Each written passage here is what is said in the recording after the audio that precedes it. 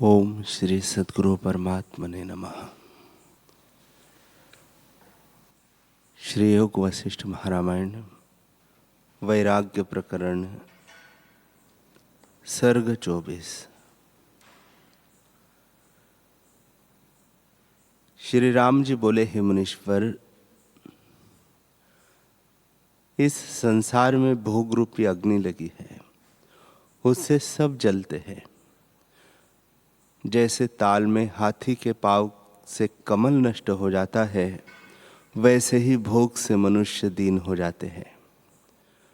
जैसे वायु से मेघ नष्ट हो जाता है, वैसे ही काम, क्रोध और दुराचार से शुभ गुण नष्ट हो जाते हैं। जैसे भटकटैया के पत्ते और फल में कांटे होते हैं, वैसे ही विषयों को वासना रूपी कंटक आ लगते हैं। हे मुनीश्वर, यह सब जगत नाश रूपी है, कोई पदार्थ स्थिर नहीं है। वासना रूपी जल और इंद्रिय रूपी गांठ है, उसमें पुरुष काल से ग्रसा है, वह बड़े दुख पावेगा। हे मुनीश्वर, वासना रूपी सूत में जीव रूपी मोती पिरोए हुए हैं और मन रूपी नट आय पिरोए कर चैतन्य रूपी आत्मा के गले में डालता है। जब वासना रूपी तागा टूट पड़ता है, तब यह सब भ्रम निवृत्त हो जाता है। हे मुनीश्वर, इस जीव को भोग की इच्छा ही बंधन का कारण है, उसी से यह भटकता है और शांति नहीं पाता। इससे मुझको किसी भोग की इच्छा नहीं, न राज्य की इच्छा है और न घर की, न वन की इच्छा है। न मरने का दुख ही मानता हूं और न जीने का सुख ही मानता हूं। मुझे किसी पदार्थ का सुख नहीं। सुख तो आत्मज्ञान से होता है, अन्यथा किसी पदार्थ से नहीं होता। जैसे सूर्य के उदय हुए बिना अंधकार का नाश नहीं होता, वैसे ही आत्मज्ञान के बिना संसार के दुख का नाश नहीं होता। इससे आप वही उपाय कहिए जिससे मोह का नाश हो और मैं सुखी हूं। हे मुनीश्वर, भोग के भोगने वाले अहंकार को मैंने त्याग दिया है, फिर भोग की इच्छा कैसे हो? हे मुनीश्वर, विषय रूपी सर्प ने जिसका स्पर्श किया, उसका नाश हो जाता है। सर्प जिसको काटता है, वह एक ही बार उसको मार डालता है, पर विषय रूपी सर्प जिसको काटता है, वह अनेक जन्म पर्यंत मरता ही चला जाता है। इससे परम दुख का कारण विषय भोग ही है और परम विष है। हे मुनीश्वर, आरे से अंग का काटना और वज्र से शरीर का चूर्ण होना मैं सहूंगा, परंतु विषय का भोगना मुझे किसी प्रकार सहा नहीं जाता। यह तो मुझको दुखदायक ही दृष्टि आता है। इससे वही उपाय मुझसे कहिए जिससे मेरे हृदय से अज्ञान रूपी अंधकार का नाश हो, और जो न कहोगे तो मैं अपनी छाती पर धैर्य रूपी शिला धर के बैठा रहूंगा, परंतु भोग की इच्छा न करूंगा। हे मुनीश्वर, जितने पदार्थ है वे सब नाश रूप है। जैसे बिजली का चमत्कार होके छिप जाता है और अंजलि में जल नहीं ठहरता, वैसे ही विषय भोग और आयु नष्ट हो जाते हैं, ठहरते नहीं। जैसे कांटे से मछली दुख पाती है, वैसे ही भोग की तृष्णा से जीव दुख पाते हैं। इससे मुझे किसी पदार्थ की इच्छा नहीं। जैसे कोई मरीचिका के जल को सत्य जान जलपान की इच्छा करे और दौड़े पर जल नहीं पाता, इससे मैं किसी पदार्थ की इच्छा नहीं करता हूं। श्री राम जी बोले, हे मुनीश्वर, संसार रूपी गड्ढे और मोह रूपी कीच में मूर्ख का मन गिर जाता है, उससे वह दुख ही पाता है, शांतिवान कभी नहीं होता। जब जरावस्था आती है तब जैसे पुरातन वृक्ष के पत्र पवन से हिलते हैं, वैसे ही अंग हिलते हैं और तृष्णा बढ़ती जाती है। जैसे नीम का वृक्ष जो जो वृद्ध होता है त्यों त्यों कटुता बढ़ती जाती है, तैसे ही तृष्णा बढ़ती है। हे मुनीश्वर, जिस पुरुष ने देह इंद्रिय आदि को का आश्रय अपने सुख के निमित्त लिया है, वह मूर्ख संसार रूपी अंधकूप में गिरता है और निकल नहीं सकता। अज्ञानी का चित्त भोग का त्याग कदाचित नहीं करता। हे मुनीश्वर, जगत के पदार्थों से मेरी बुद्धि मलिन हो गई है। जैसे वर्षा काल में नदी मलिन होती है और जैसे मार्गशीर्ष मास में मंजीरी सूख जाती है, वैसे ही जगत की शोभा देखते देखते मेरी बुद्धि विरस हो गई है। जैसे जगत का पदार्थ मूर्ख को रमणीय भासता है और जैसे पानी का गड्ढा तृण से आच्छादित होता है और मृग का बालक उस तृण को रमणीय जानकर खाने जाता है तो गिर जाता है, वैसे यह मूर्ख जीव भोगों को रमणीय जानकर भोगों में गिर पड़ता है, फिर महादुख पाता है। हे मुनीश्वर, जगत के पदार्थों से मेरी बुद्धि चंचल हो गई है। इससे वही उपाय कहिए जिससे मेरी बुद्धि पर्वत की नाई निश्चल हो और परमानंद जो निर्भय निराकार है और जिसके पाने से किसी पद की इच्छा नहीं रहती, उसे पाऊं। हे मुनीश्वर, ऐसे पद से मेरी बुद्धि शून्य है, इससे मैं शांतिमान नहीं होता। यह संसार और संसार के कर्म मोह रूप है, इसमें पड़े हुए शांति नहीं पाते। जनक आदि शांतिमान संसार में रहे हुए कमल की नाई निर्लेप रहते हैं। उनकी क्या समझ है, कृपा करके कहिए। और आप ऐसे संतजन विषय भोगते दृष्टि आते हैं और जगत की सब चेष्टा करते हैं, पर निर्लेप कैसे रहते हैं, वह युक्ति भी कहिए। यह बुद्धि जैसे ताल में हाथी प्रवेश करता है और पानी मलिन हो जाता है, वैसे ही मोह से मलिन हो जाती है। इससे वही उपाय कहिए जिससे बुद्धि निर्मल हो। यह बुद्धि स्थिर कभी नहीं रहती। जैसे कुल्हाड़े से काटा हुआ वृक्ष मूल से स्थिर नहीं होता, वैसे ही वासना से कटी बुद्धि स्थिर नहीं रहती। हे मुनीश्वर, संसार रूपी विसूचिका मुझको लगी है, इससे वही उपाय कहिए जिससे दृश्य का नाश हो। इसने मुझको बड़ा दुख दिया है। आत्मज्ञान कब प्रकाश होगा? जिसके उदय से मोहरूपी अंधकार का नाश हो। हे मुनीश्वर, जैसे बादल से चंद्रमा आच्छादित हो जाता है, वैसे ही मेरी बुद्धि की मलिनता से मैं आच्छादित हुआ हूं। इसे आप वही उपाय कहिए जिससे आवरण दूर हो और आत्मानंद जो नित्य है प्राप्त हो। इसके पाने से फिर कुछ पाने की आवश्यकता नहीं रहती और इससे संपूर्ण दुख नष्ट हो जाते हैं। अंतःकरण शीतल हो जाता है। ऐसे पद की प्राप्ति का उपाय आप मुझसे कहिए। हे मुनीश्वर, आत्मज्ञान रूपी चंद्रमा की मुझको इच्छा है,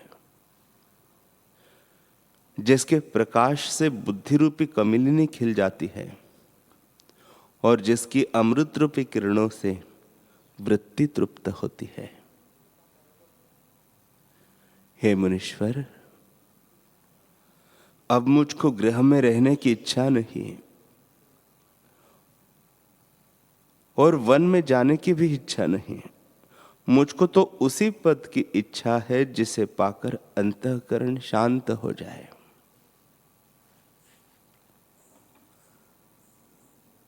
श्री राम जी बोले, हे मुनीश्वर,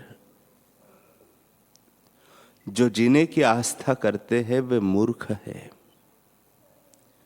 जैसे कमल पत्र पर जल की बूंद नहीं ठहरती, वैसे ही आयु भी क्षण भंगुर है। जैसे वर्षा काल में दादुर बोलते हैं और उनका चंचल कंठ सदा फड़कता रहता है, वैसे ही आयु क्षण क्षण में चंचल हो जाती है। जैसे शिवजी के मस्तक में चंद्रमा की रेखा छोटी सी है, वैसे ही यह शरीर है।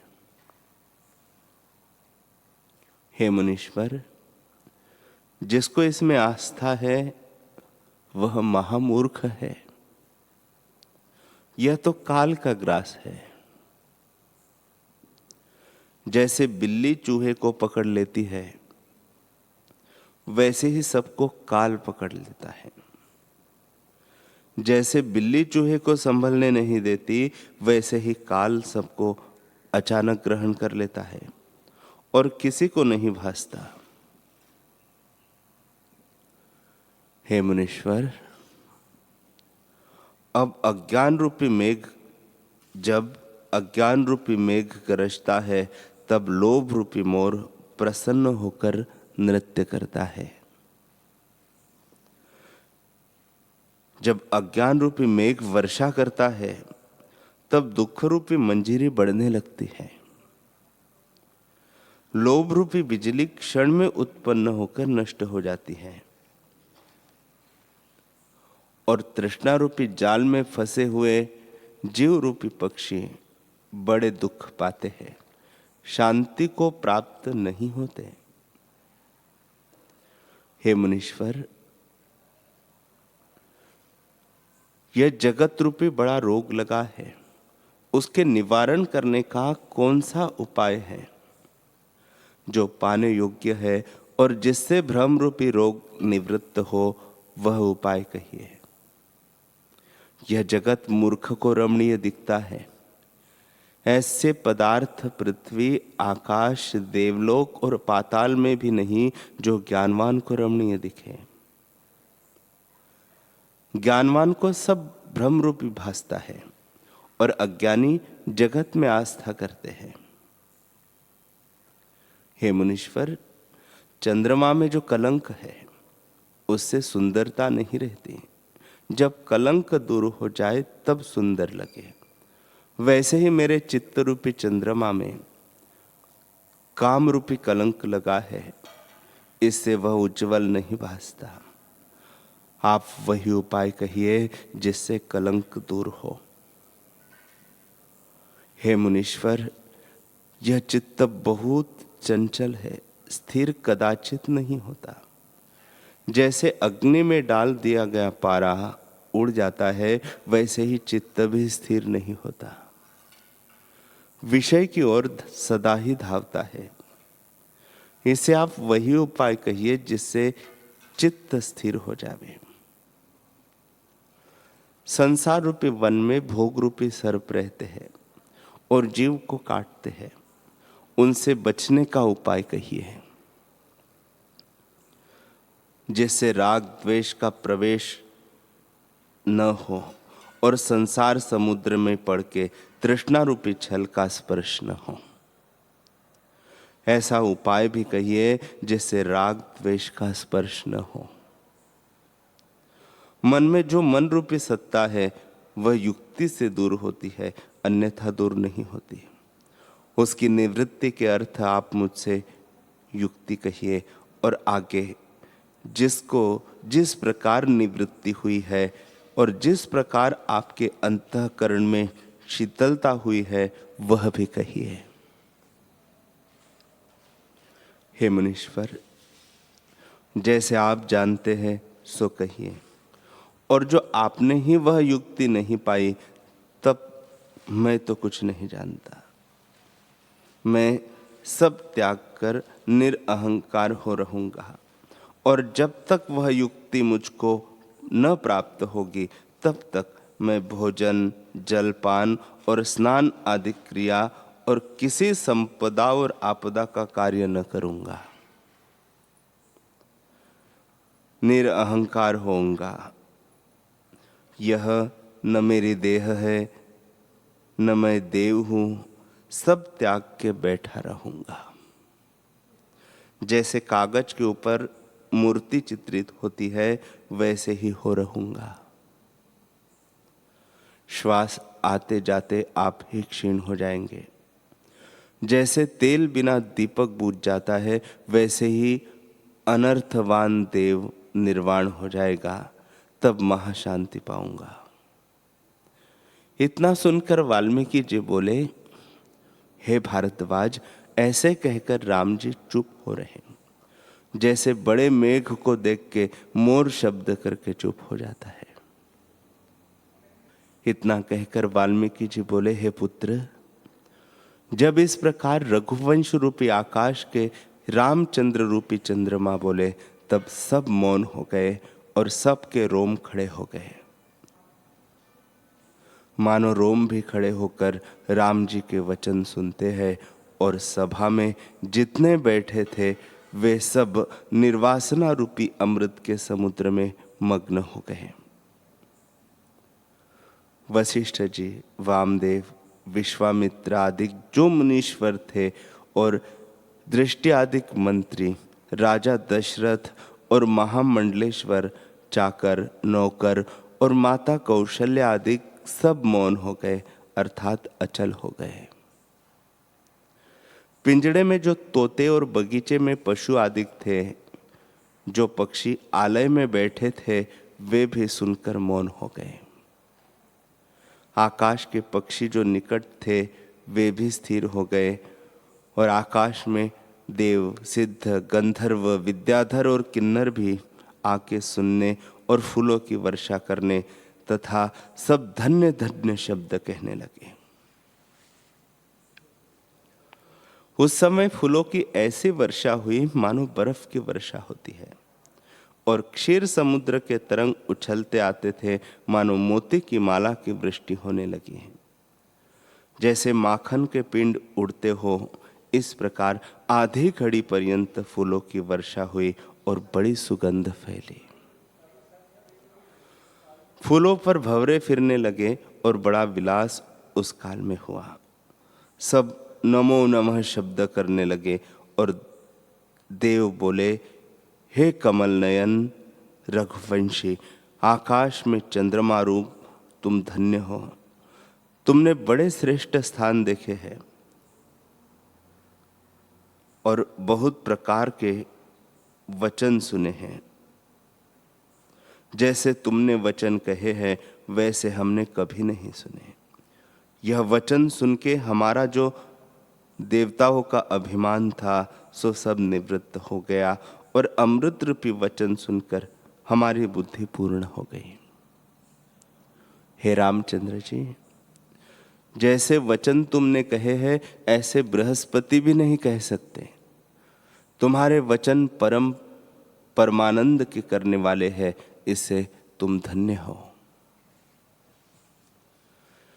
वाल्मीकि जी बोले, हे भारद्वाज, सिद्ध ऐसे वचन कह के विचारने लगे कि रघुवंश का कुल पूजन योग्य है, जिससे राम जी ने बड़े उदार वचन मुनीश्वर के सम्मुख कहे हैं।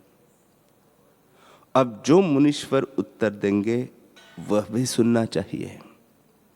जैसे फूल के ऊपर भंवरा स्थित होता है, वैसे ही व्यास, नारद, पुलह, पुलस्त्य आदि सब साधु सभा में स्थित हुए। तब वशिष्ठ, विश्वामित्र आदि मुनीश्वर उठ खड़े हुए और उनकी पूजा करने लगे। पहले राजा दशरथ ने पूजा की और फिर नाना प्रकार से सबने उनकी पूजा की और यथा योग्य आसन के ऊपर बैठे। उनमें नारद जी हाथ में बहुत सुंदर वीणा लिए और श्याम मूर्ति व्यास जी नाना प्रकार के रंग से रंजित वस्त्र पहने हुए मानो तारागणों में महाश्याम घटाई है विराजमान थे। ऐसे ही दुर्वासा, वामदेव, पुलह, पुलस्त्य, बृहस्पति के पिता अंगिरा, भृगु और मैं भी वहाँ था और महर्षि, राजर्षि, देवर्षि, देवता, मुनीश्वर सब आके उस सभा में स्थित हुए। किसी की बड़ी जटा, कोई मुकुट पहरे, कोई रुद्राक्ष की माला और कोई मोती की माला पहने थे। किसी के कंठ में रत्न की माला और हाथ में कमंडलू और मृगछाला, किसी के महासुंदर वस्त्र, किसी की कटी पे कोपिन और किसी की कटी पे सुवर्ण की जंजीर थी। ऐसे बड़े बड़े तपस्वी जो वहां आके बैठे थे, उनमें कोई राजसी और कोई सात्विक स्वभाव के थे और सब विद्वान वेद के पढ़ने वाले प्राप्त हुए।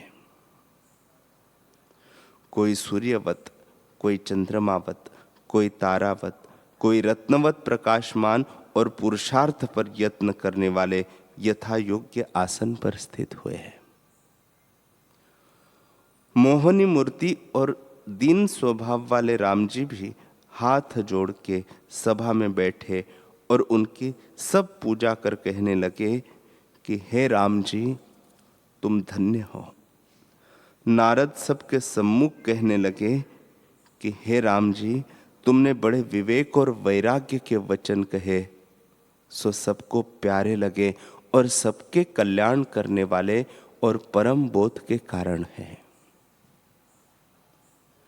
हे रामचंद्र जी, तुम बड़े बुद्धिमान और उदार आत्मा दृष्टि आते हो और महावाक्य का अर्थ तुमसे प्रकट होता है। ऐसे उज्जवल पात्र साधु और अनंत तपस्वियों में कोई विरला होता है। जितने मनुष्य हैं वे सब पशु से दृष्टि आते हैं, क्योंकि जिसको संसार समुद्र के पार होने की इच्छा है और जो पुरुषार्थ पर यत्न करता है वही मनुष्य है। हे साधो, वृक्ष तो बहुत होते हैं, परंतु चंदन का वृक्ष कोई होता है। वैसे ही शरीरधारी बहुत है, परंतु ऐसा विद्वान कोई बिरला ही होता है। और सब अस्थि, मांस, रुधिर के पुतले से मिले हुए भटकते फिरते हैं।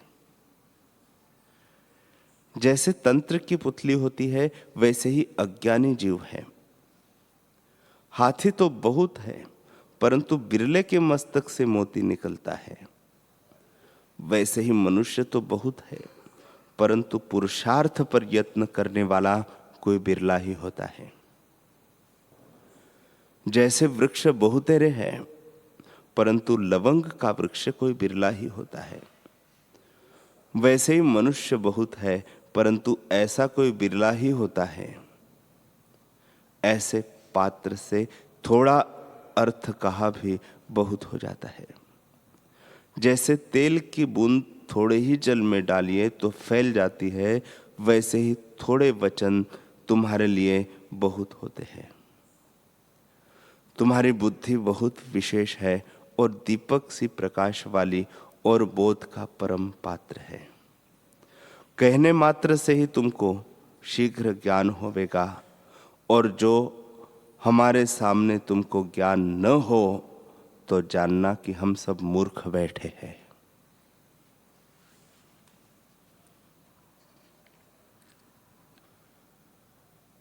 हरि ओम।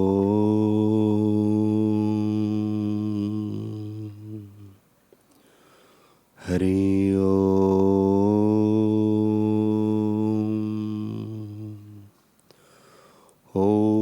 सहनाववतु सहनौ भुनक्तु सह वीर्यं करवावहै तेजस्विनावधीतमस्तु मा विद्विषावहै। ओम शांति शांति शांति। श्री सद्गुरुदेव भगवान की जय।